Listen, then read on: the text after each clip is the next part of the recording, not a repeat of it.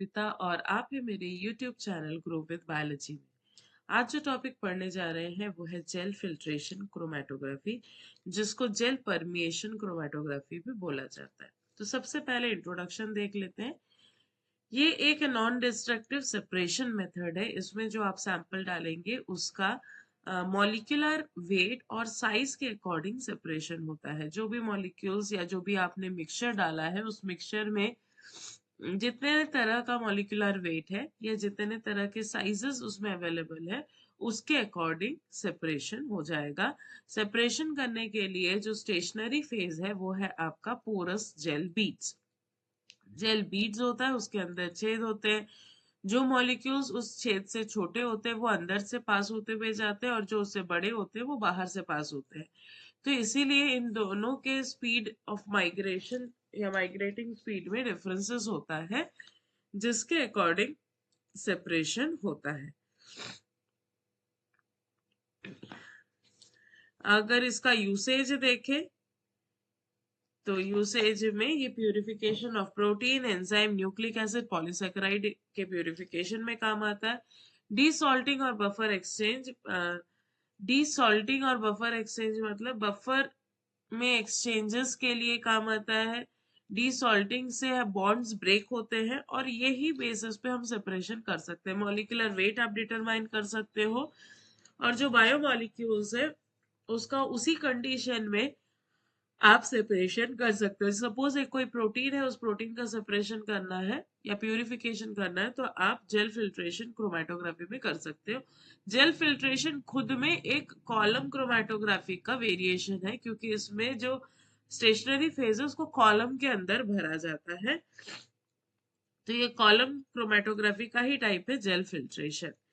इसमें ना एड्सॉर्प्शन होता है, ना पार्टीशनिंग होते हैं और ना ही आयनिक इंट्रैक्शन होता है। इसमें हमने जो पेपर और थिन लेयर में पढ़ा वो दोनों इसमें काम नहीं आते हैं। इसमें सिर्फ और सिर्फ छटाई होती है साइज के बेसिस पे या फिर उसके मॉलिक्यूलर वेट के बेसिस पे। जो लार्जर मॉलिक्यूल्स है जिसका वजन ज्यादा है, जो पोर्स के अंदर नहीं घुस पाते, वो पहले निकल आते हैं और जो छोटे मॉलिक्यूल्स होते हैं वो अंदर से पास होते हुए आते हैं, बीट के अंदर से घुसते हैं, फिर वहां से अगले बीट में घुसते हैं। तो इसीलिए उनका माइग्रेशन या बाहर निकलने का रेट स्लो होता है, तो वो देर से आते हैं। तो इसी बेसिस पे यहाँ पे सेपरेशन होता है। कोई एड्सॉर्प्शन, कोई पार्टीशन इस पे फॉलो नहीं होता। अब हिस्ट्री अगर देखें तो size dependent exclusion first time देखा गया था 1940 में, जब तब स्टेशनरी फेज लिया गया था स्टार्च।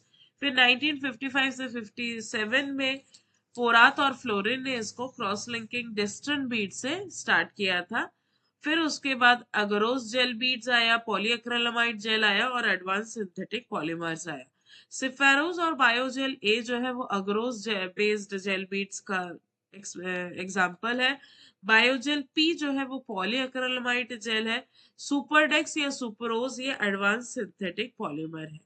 इसी को और अच्छा मॉडिफाई करके नेक्स्ट जो बनाया गया है that is fast protein liquid chromatography, FPLC। इसका रिजोल्यूशन भी अच्छा है और स्पीड भी अच्छा होता है। प्रिंसिपल, अब ये मॉलिक्यूलर सीविंग है, छन छन के निकलेगा जिस साइज के अकॉर्डिंग। इसमें हमने पोरस बीड्स के बारे में बताया कि डेक्स्ट्रिन सेफेडेक्स हो सकता है, अगरोस सेफेरोज हो सकता है, पॉलीएक्रिलामाइड अगर लेना है तो बायोजेल पी आप ले सकते हैं। सेफेडेक्स, सेफेरोज और बायोजेल पी ये बीड्स के नाम है। और क्वालिटी ऑफ या मैक्रो मॉलिक्यूल क्या है, सेफेडेक्स अगर आप यूज करो तो बेसिकली वो एक डेक्स्ट्रिन मॉलिक्यूल है, मतलब कार्बोहाइड्रेट। सेफेरोज एक अगरोज है और बायोजेल पी जो है वो पॉलीएक्रिलामाइड जेल है। तो इसको जब हम स्टेशनरी फेस बनाते हैं तो इन सेफेडिक बीड्स को या सेफेरोज बीड्स को आप बफर में डिसॉल्व करते हैं ताकि वो अच्छे से स्वेल हो जाए, और जैसे ही वो स्वेल होता है तो उसके पोर्स डेवलप हो जाते हैं।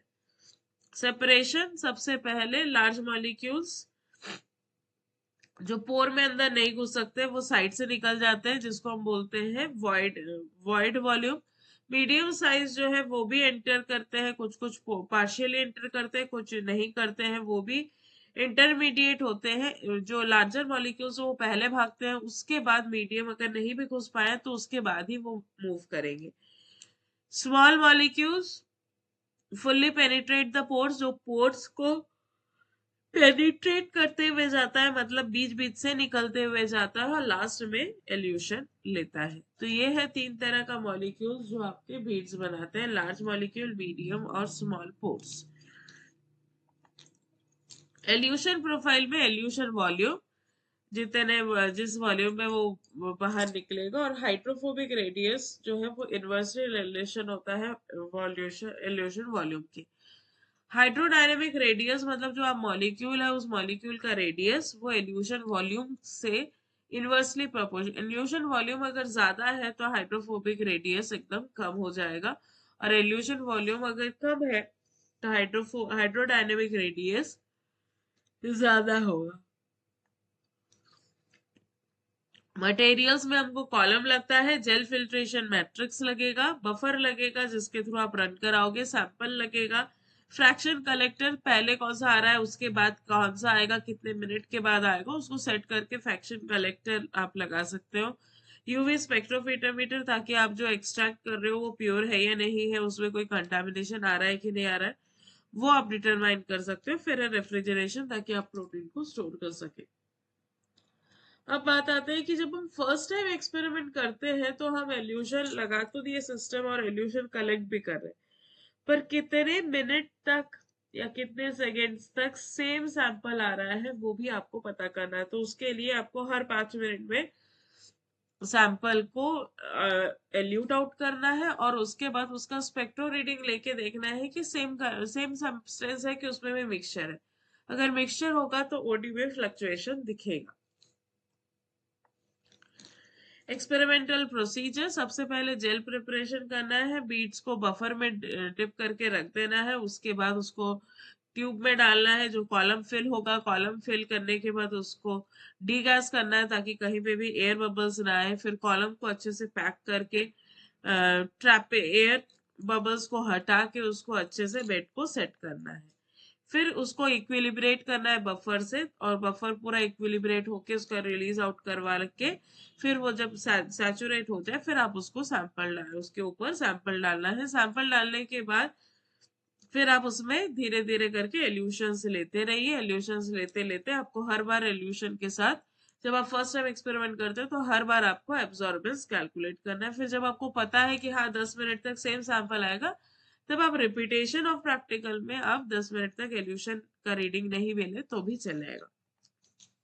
Calculation, void volume, void volume होता है जो मोबाइल फेज होता है जो जेल बीड्स के बाहर होता है, और टोटल कॉलम वॉल्यूम उसमें आता है वॉइड वॉल्यूम, इंटरनल वॉल्यूम और वॉल्यूम ऑफ जेल मटेरियल। तो इन तीनों को मिला के होता है टोटल वॉल्यूम। ये एल्यूशन वॉल्यूम वीई जो आपको सॉल्यूशन जो एल्यूट हो रहा है उसका वॉल्यूम। पार्टीशन कोफिशिएंट जो निकलता है वो निकलता है एल्यूशन वॉल्यूम माइनस V0 मतलब वॉइड वॉल्यूम, और VT मतलब total volume minus void volume. तो ये जो के एवरेज आता है ये 0 से 1 के बीच में रहेगा। V0 अगर आ रहा है तो लार्ज मॉलिक्यूल्स निकल चुका है, V1 आ रहा है तो कंप्लीटली स्मॉल मॉलिक्यूल्स भी एल्यूट आउट हो चुका है। ये है diagram gel permeation chromatography, gel filtration chromatography. ये डायग्राम आपको एग्जाम में ड्रॉ करना होगा। पहले लेफ्ट साइड वाला डायग्राम देखते हैं। ये कॉलम है, कॉलम में अपने ऊपर में सैंपल डाला है, वो धीरे धीरे मिक्स हो रहा है और मिक्स होते हुए सेग्रीगेट हो रहा है। जो मिक्सिंग हो रहा है उसमें रेड एंड ब्लैक डॉट्स है। तो जब रेड डॉट्स है जिसका मॉलिक्यूलर साइज आपको बड़ा दिख रहा है वो जल्दी जल्दी नीचे आ रहा है, और ब्लैक वाला उसके पीछे पीछे आ रहा है। तो जब आप क्रोमेटोग्राफ देखेंगे तो first second third third C वाले में आपको एक ग्राफ मिल रहा है और अकॉर्डिंग टू साइज उसका हाइट ज्यादा है, और डी ग्राफ में आपको साइज छोटा मिल रहा है क्योंकि उसका मॉलिक्यूलर वेट कम है। वैसे ही आप राइट साइड वाला देखेंगे तो उसमें भी मॉलिक्यूल्स जहां पे मॉलिक्यूलर साइज ज्यादा है वो जल्दी जल्दी नीचे उतर रहा है, और स्मॉल मॉलिक्यूल्स धीरे धीरे उतर रहा है। तो वो रिटेंशन टाइम है। लार्जर मॉलिक्यूल्स का रिटेंशन टाइम कम होगा और स्मॉलर मॉलिक्यूल्स का रिटेंशन टाइम ज्यादा होगा। तो राइट साइड वाला रिटेंशन टाइम के बेसिस पे ग्राफ दिया हुआ है। टाइप्स ऑफ जेल मैट्रिक्स मैंने अभी बताया, डेक्स्ट्रन बेस्ड है तो सिफेटिक्स जी सीरीज यूज कर सकते हैं। अगरोज अगर लेना है तो अगरोज या सिफेरोज या सुपररोज ले सकते हैं। पॉलीएक्रिलामाइड अगर चाहिए तो बायोजेल पी, कंपोजिट चाहिए तो सुपरडेक्स ले सकते हैं। फैक्टर्स रिजोल्यूशन में किस पे डिपेंड करता है? जो कॉलम का लेंथ है, जितना लेंथ वो कवर करेगा सेपरेशन के लिए, कॉलम का डायमीटर, फ्लो रेट, स्लो है, स्लो अगर रिजोल्यूशन हो रहा है तो अच्छा आएगा, अगर फास्ट हो जा रहा है तो फिर मिक्सचर में कंटामिनेशन आने के चांसेस है। सैंपल वॉल्यूम अगर कम है तो अच्छा आएगा, ज्यादा होगा तो वो करते करते वो सैचुरेट हो जाता है या बीड्स ब्लॉक हो जाते हैं तो सेपरेशन अच्छे से नहीं होता है। बीड साइज अगर स्मॉल है तो रिजोल्यूशन अच्छा होगा। टेम्परेचर और विस्कोसिटी, टेम्परेचर अगर बढ़ा दिए तो रिजोल्यूशन खराब हो जाएगा, विस्कोसिटी अगर बढ़ते जा रहा है तो रिजोल्यूशन कम होते जाएगा। एडवांटेजेस नॉन डिस्ट्रक्टिव है, इसमें आप प्रोटीन को प्यूरिफाई करके फिर से आप यूज कर सकते हो, हाई रिजोल्यूशन देगा, कोई प्रेशर की जरूरत नहीं है, जब हम प्रेशर देते हैं तो वो जेल परमिशन की जगह दूसरा क्रोमेटोग्राफी में मॉडिफाई हो जाता है, अच्छा रिजल्ट देता है। डिसॉल्टिंग बफर का एक्सचेंज काफी अच्छा होता है, ब्रॉड पीएच पे आप काम कर सकते हो और बायोलॉजिकल सैंपल के लिए रिजल्ट्स इसमें अच्छे आते हैं। लिमिटेशन है कॉलम साइज और जेट बीट का क्वालिटी, आप क्या यूज कर रहे हो। प्रोसीजर स्लो है। मॉलिक्यूलर साइज, अगर मॉलिक्यूलर साइज मॉलिक्यूल्स का बहुत क्लोज है तो उसमें सेपरेशन होने में टाइम लगेगा और उसमें काफी ज्यादा कॉम्प्लेक्स हो जाता है। बहुत ज्यादा लार्ज मॉलिक्यूल्स है तो उससे भी रिजोल्यूशन कम हो जाएगा। कॉलम का हैंडलिंग बहुत अच्छा होना चाहिए, एल्स आपका एब्जॉर्प्शन या प्यूरिफिकेशन खराब होते जाएगा। अगर सेपरेशन बेस चार्ज के बेसिस पे नहीं है, हाइड्रोफोबिसिटी के बेसिस पे नहीं है, तो इसका सेपरेशन आपको ध्यान में रखना पड़ेगा। लिमिटेशन ऑफ मॉलिक्यूलर साइज, ये 100 डाल्टन से मिलियन डाल्टन तक का लिमिटेशन होता है। एप्लीकेशन अगर हम देखें तो इसमें आता है प्रोटीन प्यूरिफिकेशन आप कर सकते हैं, इसमें प्रोटीन डैमेज भी नहीं होगा, तो ये बहुत बेस्ट तरीका है। न्यूक्लिक एसिड प्यूरिफिकेशन में आपका आता है, फिर डीएनए, आरएनए, प्राइमर, न्यूक्लियोटाइड सबको प्यूरिफाई कर सकते हैं।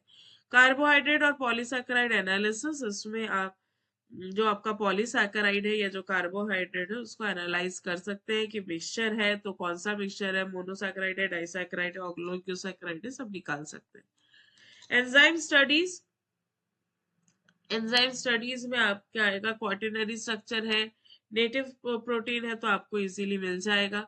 एनालिटिकल एप्लीकेशन में मॉलिक्यूलर वेट आप जो फ्रैक्शनल करेक्शन में आप कलेक्ट कर रहे हैं उसका मॉलिक्यूलर वेट आप निकाल सकते हैं एसडीएस पेज से। मैक्रोमोलिक्यूल प्योर है कि नहीं वो भी आप स्पेक्ट्रोफोटोमीटर की रीडिंग से पता कर सकते हैं। इंडस्ट्रियल एप्लीकेशन में वैक्सीन का प्यूरिफिकेशन, मेडिसिन जो तैयार हुआ है उसका प्यूरिफिकेशन, फूड या बेवरेज में कोई किसी भी सैंपल का, मान लीजिए कोई प्रोटीन का फूड बनाए तो प्रोटीन की प्रोफाइलिंग, शुगर है तो शुगर का प्रोफाइलिंग, ये सारा चीज हम कर सकते हैं। तो ये था gel permeation chromatography. Hope so कि आपको अच्छा लगा होगा, आपको समझ में आया होगा। अगर आप यहाँ तक वीडियो में बने हैं तो एक लाइक करिए, शेयर करिए अपने फ्रेंड्स के साथ और साथ ही साथ इस चैनल को सब्सक्राइब करिए ताकि अपकमिंग वीडियो आप तक पहुंच सके। नेक्स्ट जो वीडियो होगा फिर से एक वैरायटी ऑफ क्रोमेटोग्राफी होगा। यहाँ तक बने रहने के लिए बहुत बहुत धन्यवाद। Thank you and happy study.